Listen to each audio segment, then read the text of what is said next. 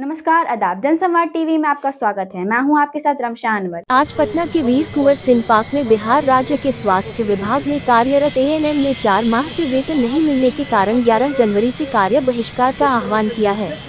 ANM महिला कर्मचारी ने क्या कुछ कहा, आइए आपको सुनाते और दिखाते हैं। मेरा नाम उषा कुमारी है।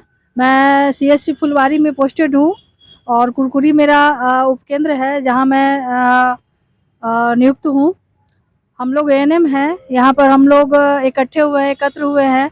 आज हम लोग बिहार कर्मचारी महासंघ के तरफ से हम लोग आज ये इस बात पर विचार करने के लिए एकत्र हुए हैं कि हम लोग जो है करीब करीब 4 से 5 महीने से हम लोग बिना वेतन के काम कर रहे हैं और ये काम जो है हम लोग ने बिना किसी भेदभाव और किसी भी प्रॉब्लम के करते आए। लेकिन जब से कोरोना खत्म हुआ उसके बाद से सरकार की जो नजरिया है हमारे प्रति बहुत ही मतलब सौतेलापन वाला हो गया है और हम लोग कंटिन्यू बस यही है कि वेतन के इंतजार में लगे रहते हैं। हमारे पास अक्टूबर नवंबर चला गया, दीपावली चला गया, छठ चला गया, दशहरा गया, अभी तक वेतन का हम लोग आसरा ही देख रहे हैं। और अभी तक हम लोग इससे पहले कई बार सचिवालय भी गए, कमिश्नर के पास गए, अपने सिविल सर्जन के पास गए। हमने अपने प्रभारी महोदय से भी बहुत बार रिक्वेस्ट की कि हम लोग को वेतन का बहुत तकलीफ है, तो वहाँ भी कई बार जाने के बाद निराशा ही हाथ लगी। मैं उमा कुमारी पटना सदर में कार्यरत हूँ और मैं रेगुलर एएनएम हूँ। रेगुलर एएनएम होने के बावजूद भी हमारा जो वेतन है 4 महीने से अभी तक लंबित है, अभी तक नहीं मिला है हम लोग को वेतन। 2210 हेड जो है ना उसके स्टाफ को दिसंबर महीने तक का वेतन मिल चुका है, ठीक है।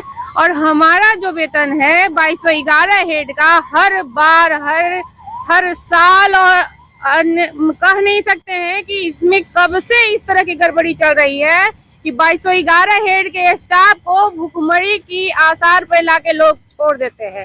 यही तो बात है सर, कहने में शर्म लगती है, हमें शर्मिंदा होना पड़ता है कि जब कोरोना ऐसा वैश्विक महामारी आई तो हम लोगों से 24x7 कंटिन्यू हर एक जगह देखे होंगे कि वहाँ पे 24x7 वैक्सीनेशन सेंटर बना हुआ है। वहाँ कौन वैक्सीन लगा रहा था बताइए? हम ही लोग लगा रहे थे ना। लेकिन उस दिन हम लोग को अप टू डेट वेतन दे दिया और बड़ा इतना बड़ा लिफाफा जो है ना और सर्टिफिकेट हमारे स्वास्थ्य मंत्री ले लिए, प्रधानमंत्री ले लिए, मुख्यमंत्री ले लिए, हमारे प्रभारी ले लिए, सीएस ले लिए, सब ले लिया। हम लोगों को भी दे दिया गया ऑफिस में पीएचसी में ला करके कि आप लोग कोरोना वॉरियर हैं।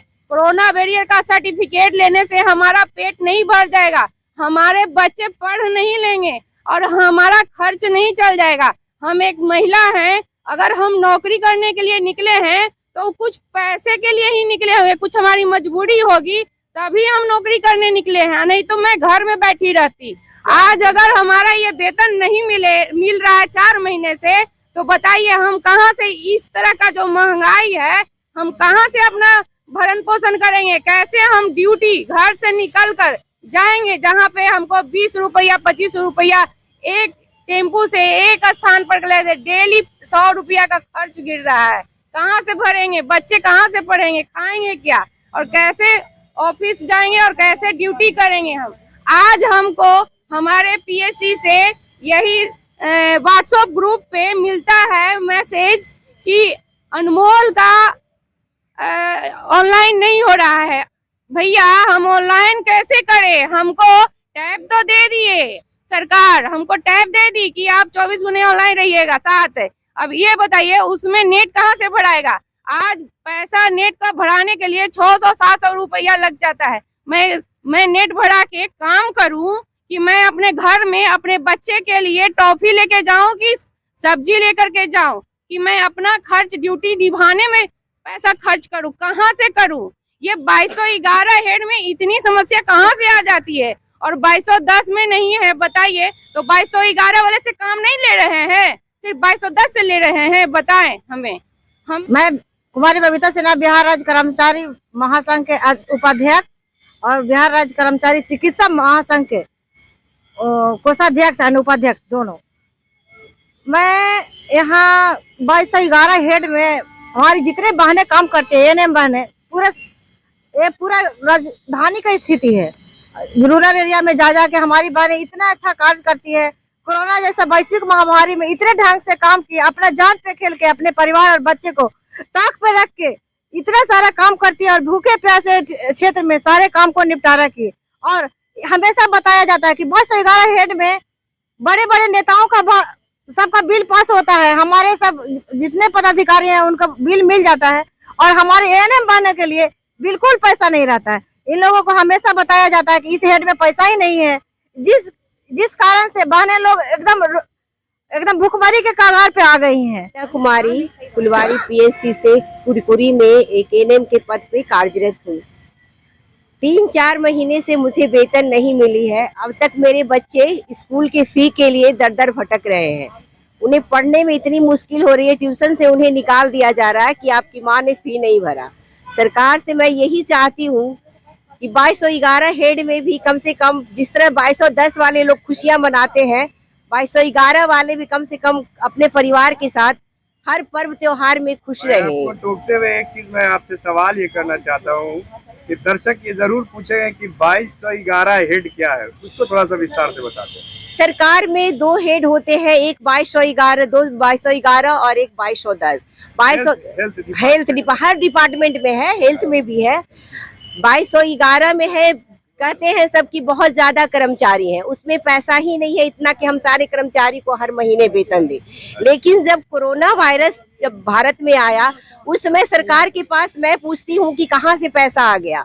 उसमें हर महीने हम लोग को अप टू डेट किया जाता था वेतन, कि ताकि हमारी कर्मचारी अच्छे से काम करें, अच्छे से भोजन करके अब समय ड्यूटी पहुंचे। लेकिन जैसे ही कोरोना खत्म हुआ, उसके बाद पता नहीं सरकार को क्या हमारी स्थिति को भूल गए कि यही लोग हैं जो कोरोना से लड़ने वाले थे। ये वेतन की स्थिति कब से बनी हुई है? ये वेतन हम लोगों को अक्टूबर से नहीं मिला है अभी तक, और हर बार 2 महीने का वेतन देके अगले बार दिया जाएगा ऐसा कहकर हम लोग को टरकाया जाता है। और जब 1 महीने का वेतन मिल गया और 3 महीने का वेतन गायब हो जाता है। मैं संजू कुमारी एएनएम स्वास्थ्य विभाग पीएससी फुलवारी शरीफ से मैं पोस्टेड हूँ।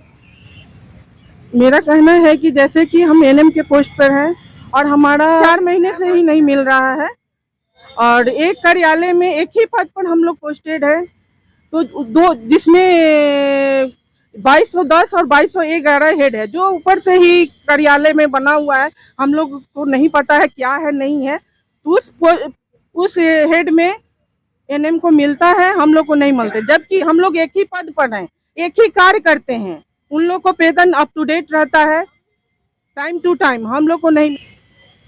मैं रीमा कुमारी पीएससी नौबतपुर में एएनएम कार्यरत पर उपस्थित हूँ। 4-5 महीने से पेमेंट ना मिलने के कारण बहुत दिक्कत हो रही है, जिसमें बच्चे की पढ़ाई के लिए हर मंथ पैसे मांगा जा रहा है। उसको ना भरने के कारण से प्रतिदिन 100 रुपये पेनल्टी हमको भरना पड़ रहा है वेतन के अभाव में। क्या डिमांड है, क्या सरकार से हमको यही कहना है कि अल्टीमेटम हम लोग दिए हैं, 10 तारीख तक हम लोग को सरकार को पेमेंट अगर दे देती है तो ठीक है, नहीं तो हम लोग 11 तारीख से कार्य बहिष्कार करेंगे।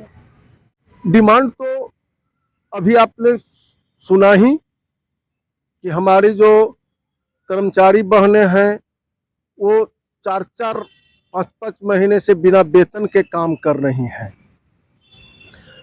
ये आश्चर्यजनक स्थिति है और आप सोच सकते हैं कि पैसे के अभाव में किस तरह से इनका जीवन बसर हो रहा होगा। सरकार भी अवगत है कि हमने किसी को आवास नहीं दिया है। जितने ये क्षेत्रीय कर्मचारी हैं हमारे, किसी को सरकारी आवास मुहैया नहीं कराई गई है। किराए के मकान में रहकर ये अपना कार्य निभाती हैं। पैसा 4-4, 5-5 महीना नहीं मिलने से मकान मालिक उनको नोटिस कर रहा है हटने के लिए। गहना गुड़िया बेच के किसी तरह से ये लोग अपना किराया चुका रही हैं। बाल बच्चे को पढ़ाने में दिक्कत है, स्कूल से भी नोटिस हो रहा है कि नाम काट दिया जाएगा।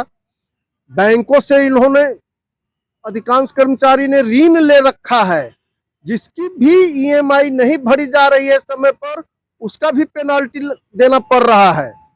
हमने इन सभी स्थितियों से राज्य सरकार को अवगत कराई है।